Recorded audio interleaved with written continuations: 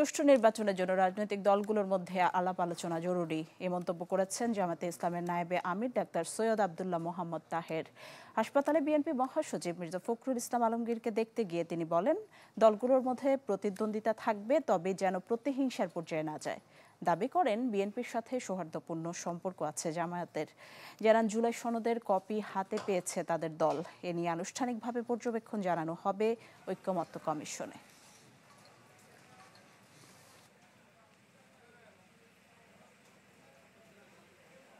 BNP এবং জামাত ইসলামী দীর্ঘ ৩০ বছর ধরেই একসাথে রাজনীতি করেছি, আমরা একসাথে নির্বাচন করেছি, একসাথে আমরা সরকারই ছিলাম। সুতরাং আমাদের সাথে যে সৌহার্দ্যমূলক সম্পর্ক আছে এটা এখনও বজায় আছে। সকলে মিলেই একটা সুষ্ঠু স্বাভাবিক নির্বাচন হতে পারে সে ব্যাপারে পারস্পরিক ডিসকাশন হওয়া দরকার, মত বিনিময় হওয়া দরকার এবং এক্ষেত্রে দলগুলির ভিতরে একটা সৌজন্য পরিবেশ দরকার।